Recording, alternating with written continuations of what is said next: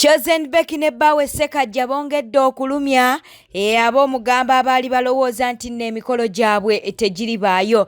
Okusinziira ku katambi ke tuli mu kukulaga munnanga abo babadde bagenze akuba nti naate bagezesa ku keeki. Keeki ez'enjawulo balabe keeki ki gye banaabeera ng'ate munnange abakozesa ku mukolo gwabwe. Okitegeera nno nga w'oli mu kulaba awo mu katambi munnange tugenda kubeera ng'ate ettuuka kwera ddala bulungi Chosenbecky Ayongedde okunnyonnyola naye nga gw'omukolo munnange gye guli era nga gusembedde ate gwa Desemba.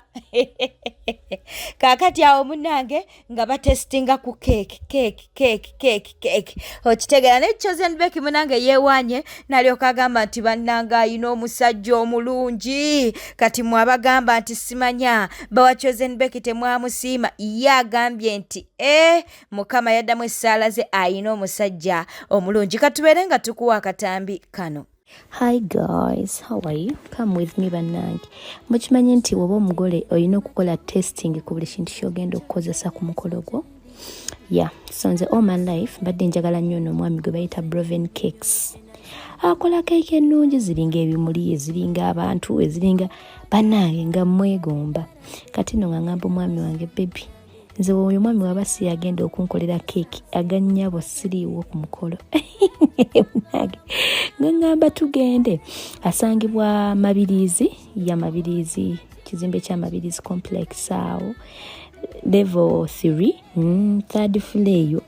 Muneera we twatuuse nga tumugamba muneera twagala tukolera ku keeki nga asanyuka peke nsanyusa okulaba.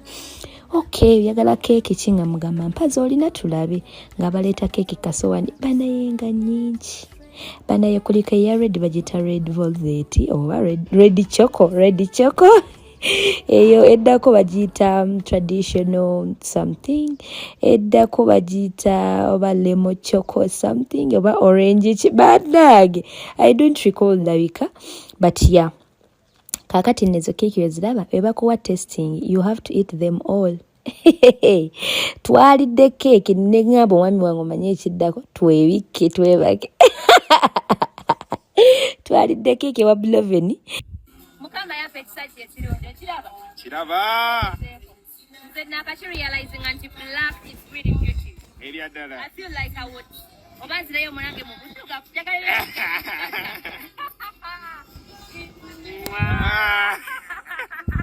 Professor Ju. Subscribinga, likinga, lekawo bakabwawo mu comment section. Munnange Wizo avuddeyo n'abeera ng'ate alabula oba ng'agamba ku muganda we Palaso. Amugambye nti wadde ng'ali mu nuupu naye waatuuka wali eri mu kiseera kiri eri ekyokulonda abeere ng'atiikinga President Yoweri Kaguta Museveni. Katubeere nga tubiku. Palaso waddamu eniyope atuma ku balote Ogambye otya Palaso nogamba Dorimu eniyope wotuka ku balote you know what to do. Obereza ali emisikeni n'ebibawange ku balote you know what to do. Chameleon of course you already know what to do.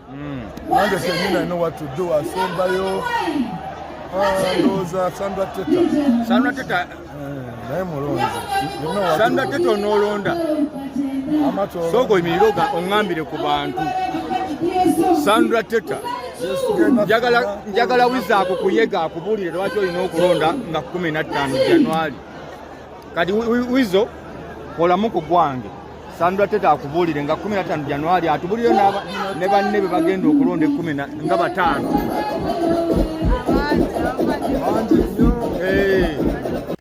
Tamale mirundi Junior Wuna avuddeyo n'alyoka abeera ng'ate ye munnange akuba ebituli mu awaadi za Shalom. Agambye nti no Tik Tok asinga okulabibwa ate era nga YouTuber muye Tamale mirundi Junior. Akatambi kaakano. Tik Tok asinga okulabwa mu Uganda. Tik Tok kye bayita Tik Tok mu Uganda asinga amaanyi okulabwa. Alabwa. Guys, bwe tudda ku alabwa twogera ku TikTok nga bwagenda ku YouTube bamulaba. Bwabeera ku TikTok bamulaba. njagala ebintu bino mubitegeere bulungi. Bwe twogera ku TikTok asinga okulabwa. TikTok nga bw'abeera ku YouTube alabibwa. Bw'abeera ku TikTok bamulaba. Aliogu Tamale Mirundi Junior. Kyagale, kigane, kaaba, wetuge, that is a fact. Eyo fact inze. Inze. Gwe weesuddiye. Beera kapeji ko weerimbe. But statistics bwe ziraga. YouTube asinga olabibwa mu Uganda wano. Nga bw'agenda ku YouTube bamulaba. Bw'abeera ku TikTok bamulaba. Bwe bamuwandiikako mawulire bamufollowinga. Ye Tamale Mirundi Junior. Gwe weerimbe. Gwe gaana. Nzige TikTok asinga amaanyi wano. Gwe batwa omanyi waliwo okuba nti oyina numbers naye nga tebakutwala serious. Waliwo okuba nga oli w'amaanyi wano ku TikTok naye nga bw'ogenda ku YouTube tebakulaba. Omanyi ekyo kye mutamanyi ba TikTok.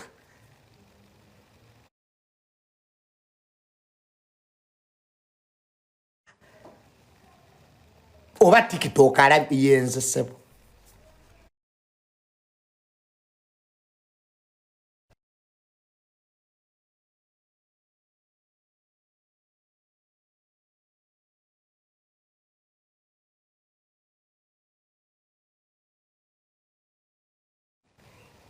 Kati mulekerawo okwesudia.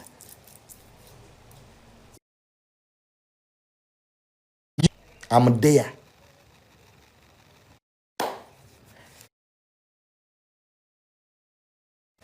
Akutte ekyokubiri. Mu ba YouTube abasinga mu ba TikTok abasinga olabibwa. Shira Price. Shira Price ali mu kyakubiri. Oyo Shira Price namba 2. Kyagale kigane. Shira Price wadda ku YouTube w'amaanyi. Bwadda ku TikTok w'amaanyi. Cuts across. Abasigadde ne mugoberera. Abasigadde ne mugoberera. Junior Senga asidi. Tetugambye asinga gobererwa basiru. Guys. Tujja kudda ku TikTok asinga gobererwa basiru. We tujoteeka Senga asidi. Penge group eyo. Tugamba abagobererwa abantu abategeera. Guys, bwe tuba tulonda categories zino. Tetunaga nti TikTok asinga gobererwa abasiru. Nga naye musiru. Awo Senga asidi yakwata ekisooka. Penge tuli ku bintu byabategeera.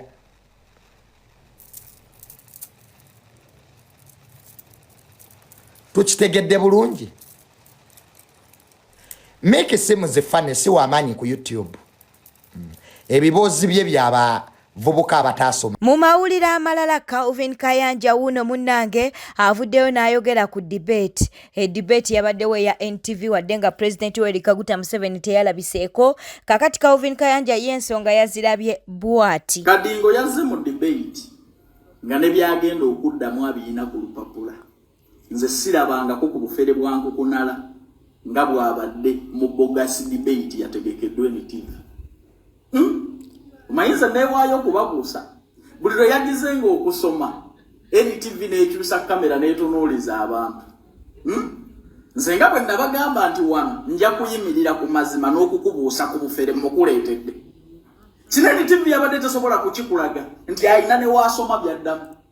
Wuuyo akutte empapula abikula luno abikula luli.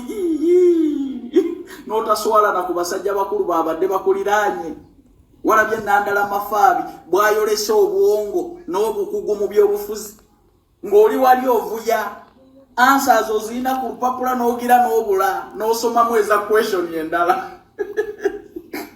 Ne NTV kiki mutunda?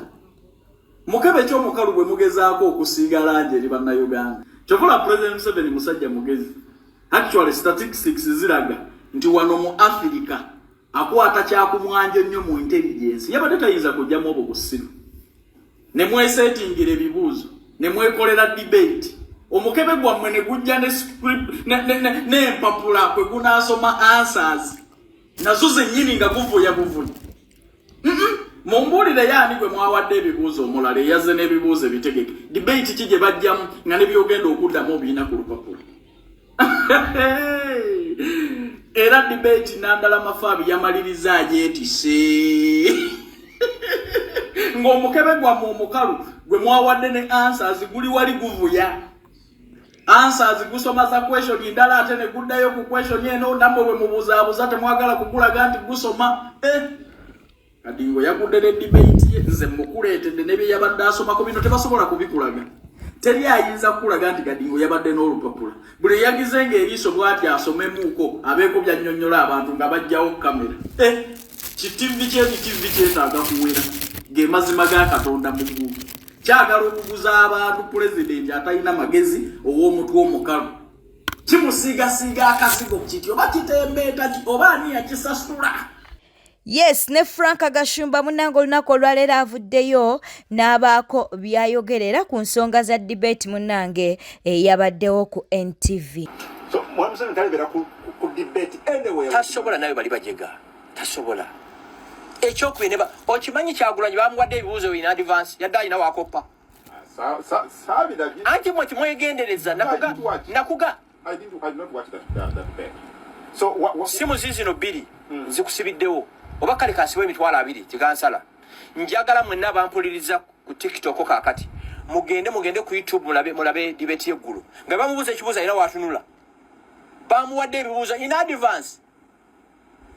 Really? Yes, never moderator benyini nga obalaba ate ne can Museveni be hosted on NTV? There is no hostile media house in Uganda kakati towards NRM and President Museveni like NTV.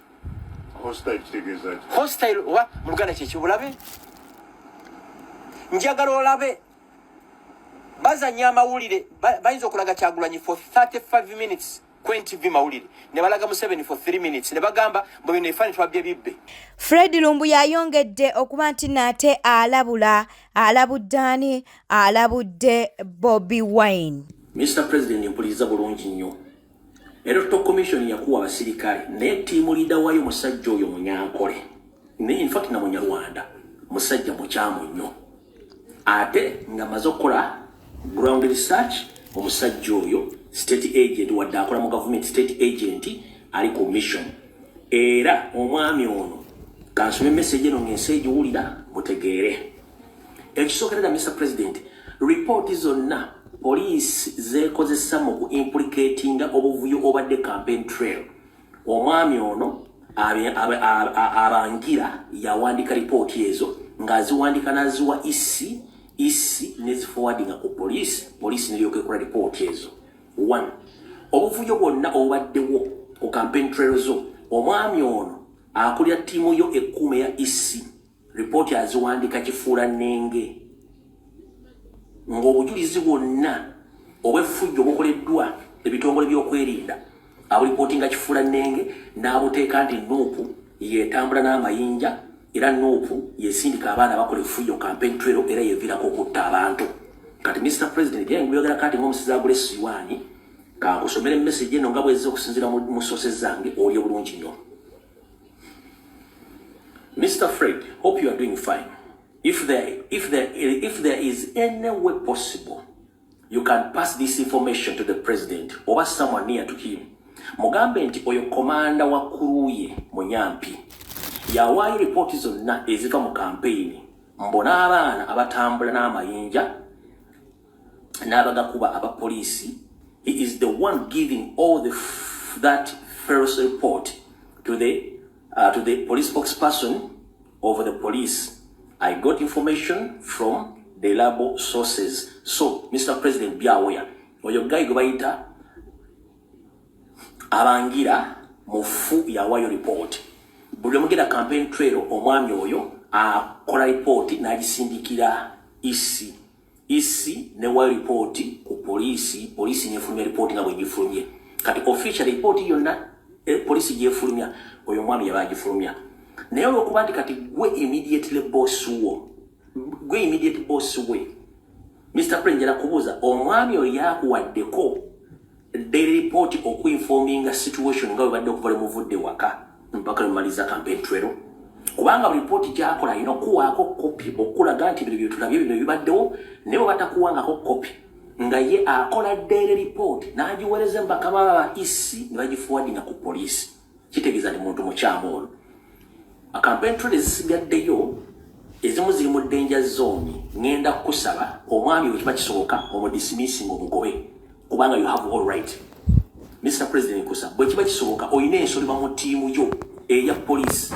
Oluvannyuma lw'ekizimbe kya Haji munnange okuba nti nate kyakutta omuliro avuddeyo n'abeera nga munnange abaako obubaka bwawa abo abo abaasanyuse olw'ekizimbe ky'okuba nti no munnange kyakutte omuliro. Twogera ku Haji Bakaluba.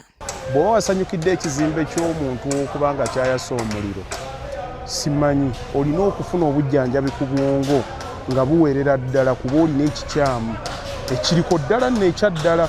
Nze wano ebintu byange byenkola simanyi mufubye nnyo okubaako kye mungattako Haji akola ne gundi naye wallahi mu nsi mulimu abantu abakola ebintu nga byabwe. Nze ndi mumativu naki kyenkola ate Mukama yansaasira sirina budde bukaaba. Ekizibu kyatuuseewo sinnaba kubaako wendamentingira ntule n'abantu ntandika okukaaba bannaye munyambe ekiro nazuukuse n'enkola akasembayo ebintu nga bino. Era olaba nina emisomo gye ntegeka wano egya real estate ajja n'akasente ate kirungi nnyo omuntu okukola ku kasente n'okolamu kalizaavu abantu musooka mulindeko okukolamuko kalizaavu akatonotono. Abantu babaddewo wano nga boogera nga bagamba kaakati Haji ebintu byayogedde bagambye nti nabadde nduula nti abantu nabaganye okuddayo okukima ebintu simanyi oba kibawulikikira bulungi senga omuntu yayambusa waggulu eyo ng'agenze kukima mu faliso ne bamusanga ng'ekisenge kimukubye oba ng'ayidde. Sente tuzikola naye sente ziriibwa mulamu ate sente kugonza bulamu. Lwaki osukuma omwana w'omuntu agende waggulu eyo aleme butadda akabya abazadde bo olwekyo ekyo si kyekikulu. Sente za kugonza bulamu ekyo kyabaddewo era nabagambye ebintu ne babirekayo biggwe byo tujja kubigula bigenda kubeera bitono. Bwete tambudde obadde mulabi mulungi alokwekumira ku Newspack channel kankusobere ngo subscribinga, olikinga n'okuleka obubaka bwawo mu comment section. Beera bulungi weeraba.